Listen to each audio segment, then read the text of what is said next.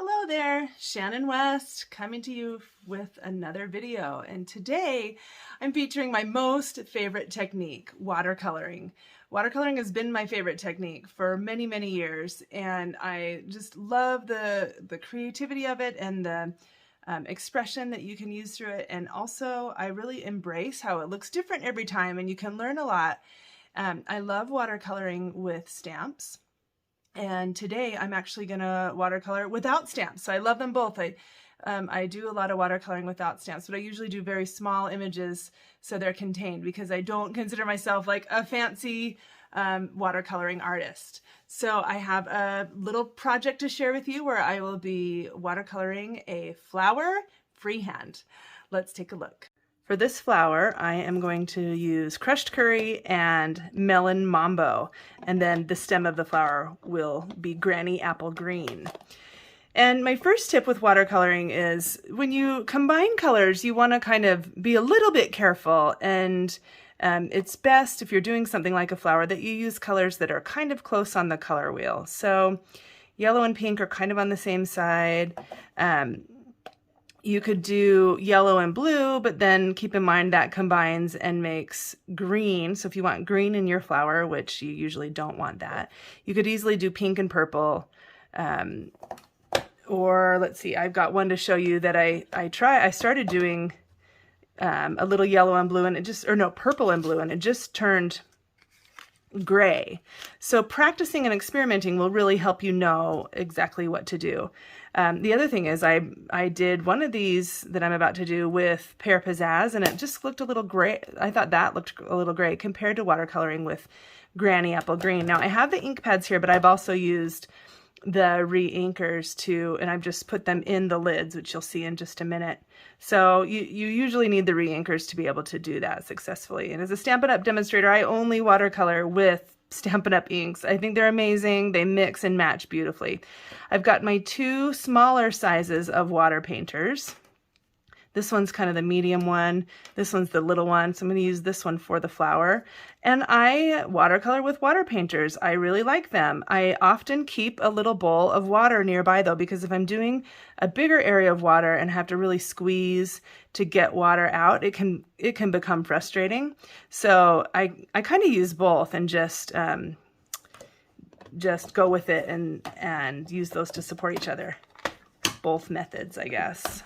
Okay, so I've got melon mambo and crushed curry. So for my flower, I'm just going to make yellow leaves. And so I'll drop a little bit of water onto these because it's been a little while, so they might be dried a bit. And then just get those. Oh, I almost always have a tissue nearby too, because that can, if you have a little mistake, you can just sop that up really quick. So we'll keep that handy. So you just don't want to have too much water. Now I'm just going to freehand some petals, and the middle of my flower is right about here in my mind. So I'll just freehand the petals like they're going to touch the middle of the flower. And then I just turn it a tiny bit and do another one. And I think the beauty of watercoloring is these petals are never going to look the same. I mean, if they do, it's a miracle. I don't want them to look the same. I want them to take different shapes, and usually as I go around the flower, they some are taller, some are shorter. Sometimes they touch, and that's okay, but I'm going to try to keep most of them from touching. And then on this end, they're going to kind of run off the page a little bit. Again, that's all right, but I'll keep them like they're taller, like that. And then now at the end, you kind of have to decide if you want to do just one, or if you want one big one or two small ones. So I'll do a small one here, and then I'll do another one kind of up here. I mean, if you look at a real flower, they have petals all over the place. And so you don't need to worry too much about getting it perfect. So next step, just go back in and fill in. And this is where I sometimes just pull some regular water. I like it when the thing is, the process of watercoloring, there could be a lot of points where you get frustrated, but I would encourage you instead to embrace those points of frustration. Like if you're looking at these, oh, they're drying, faster than I can get them filled, that's okay. Because then, like with this petal here, you see the outside is light and the middle is dark. It still looks cool. Just embrace it and think, okay, watercoloring, the water is doing the work. And as the artist, you kind of let it do what it wants to do and don't control it too much.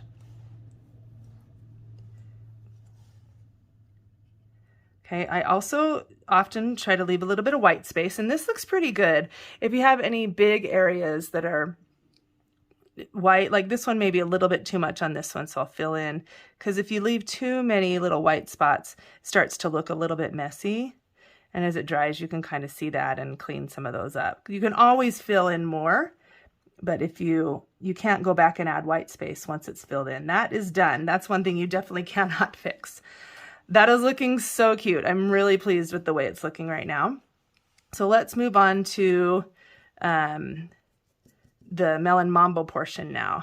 So with this, the main color of the petals is yellow, and now it's wet enough that as I touch these inside corners, the water will carry the color up into the petal, which is what I want.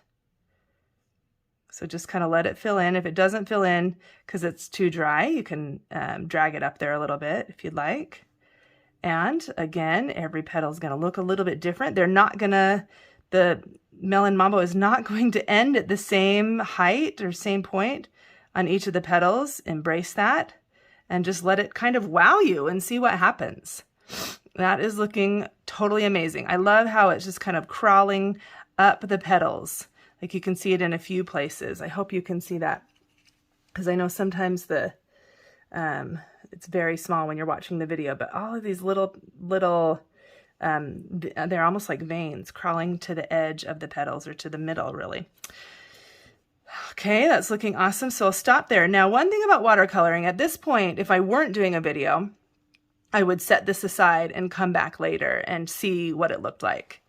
But since this is a video, I'm going to speed this up. So I'm going to use my heat tool to dry this off, because I want to add another layer of color. So heat tool first to dry it, and then we'll speed it up. I don't find that using the heat tool really alters the way it looks if it were just drying naturally. If there's a ton of water, you might push that somewhere with the heat tool, and that could change it, but I didn't have that much on this one, so I think it's pretty accurate for how it will look. Okay, now I'm going to add the center of the flower, and the petals might be a little bit wet, so it might spread a little bit, and that's okay, but I think using the heat tool, it's pretty dry, so we'll see. I'm going to just kind of do a circle and connect those petals. And I want this to be, I'm using the part of the pool of Melon Mambo that's quite intense with the color, because I want the center to be a little bit darker than what we've put on the petals already. And when you're finished, if it's not dark enough, see, to me that looks like the same color, so I'll just come add a teeny bit of like the solid ink with no water in it, and I'll just come back and drop a little bit of that in and blend it so that it will darken that up, because the center of the flower, from my perspective and looking at flowers, is usually the darkest. Okay, so here's another spot where we're just going to be excited about the way it's looking. Not all the petals are touching the center. That's okay. It's a watercolored image. It's supposed to just look really artistic and cool. So I'll just let that go. White space, I'm looking over that. Yeah, it looks pretty good.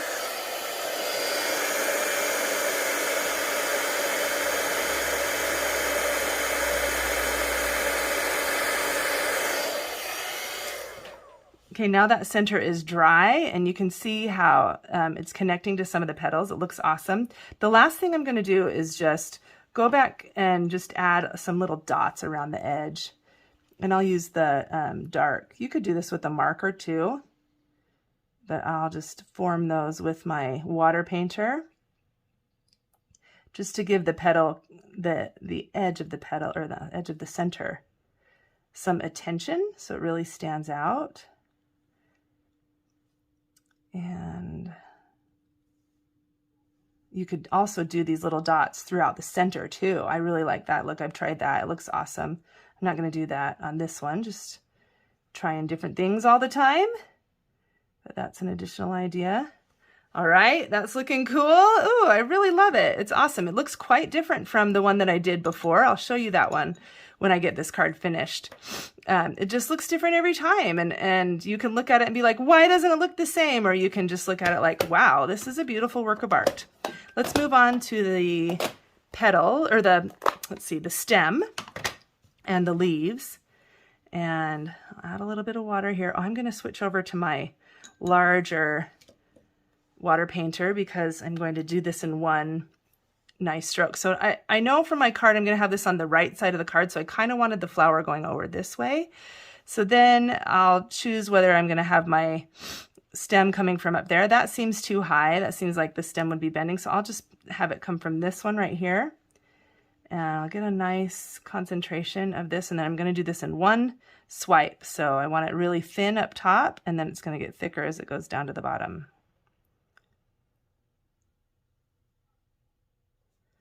Okay, it looks pretty good. Let's fill it in with a little color. And then we need at least one leaf. Yeah, leaf. So I'll add that up here. It can be just this kind of the same shape as the petals on the flower. We'll just kind of have that look like that. So you could just kind of leave it like that if you like. Don't have to fill it in all the way. I don't know. I think I'm going to fill it in. So it's a solid granny apple color. All right, that is looking awesome. Let's set that aside now, and we'll see if that dries in time without using the heat tool. I'm going to prepare the greeting that's going to go along with this. So for this greeting, I'm using a new stamp set, which is called Bottled Happiness. And let's see, I'll show you. This really has nothing to do with the flower. I just liked this greeting, overflowing with happiness. And on that stamp set, it's referring to a bottle, but for this one, I think everybody still knows what overflowing with happiness is. And I really had a Mother's Day card in mind. So I am looking for a greeting that really expresses a lot of love. And I didn't have a greeting that said Happy Mother's Day. So I would have gone with like a love you or something like that. But this one seemed to be more descriptive. So I will. And I also liked the font is beautiful. It was really feminine, like the flower. That looks so pretty. Next step, I've got this Lovely Labels Pick-a-Punch. And I'm going to just put this in there. It doesn't, the size of it is like kind of between sizes, so I have to kind of balance it. Oh, and actually that's way too big on that side. So I'm gonna trim that off and try that again. This is a really fun punch because it you could have these two different ways of decorating your greeting. So on this side, I'm going to leave a little bit of space so that I can tie. It's perfect. So that I can tie some twine. This is the, let's see, what is this stuff called? Parakeet Party Baker's Twine. So I'll just wrap that around a few times, maybe one more. And then I'm going to tie a bow. That bow is complete. Let's cut those tails and then just kind of separate that out. I want a lot of that Baker's Twine to show because it's so cute with those colors. The Parakeet Party is close enough in the family with Granny Apple Green, which is why I went with that. We are ready to assemble. What color card should we use? I actually have the answer to that already. I want to use a pool party card. So I will grab that. Pool party for me is kind of like a neutral. It just works with everything. So I've got my card base all ready to go. And then I'll put my flower, whoops, over in this, on this side. So it's kind of leaning in towards the card. like that. Just put it right in the middle there. And then overflowing with happiness here. Okay, so that's good. I picked this color.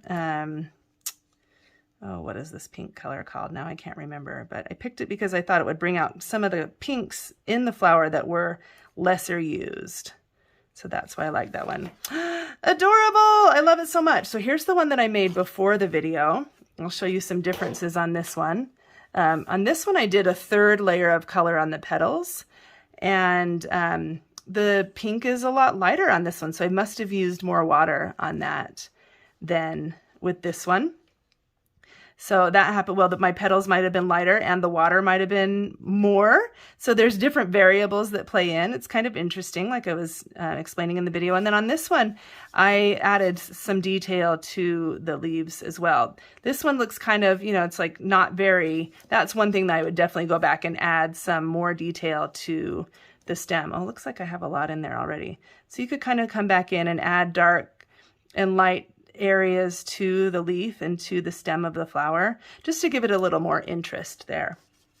And then here's another one that I made beforehand, almost the exact same style, but this time I combined blue and, let's see, it was balmy blue and gorgeous grape, and those merged really nice together. I loved the way they merged together. And then I did the little dots around the flower. I actually did those with a basic black marker, so you can see how it looks different there. And this one I filled in with Melon Mambo all the way around it, but they weren't, you know, and then they kind of touched as time went on, but then as it dried, then it looked like that. And now you can see maybe a difference between drying with a heat tool and air drying.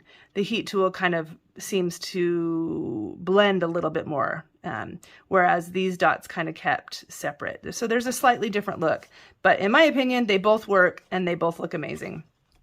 Thanks for watching today. Hope you enjoyed a little watercolor tutorial and that you can use it to make some amazing Mother's Day cards or whatever other kind of card you're trying to make, whatever kind of image. See you next time. Bye-bye.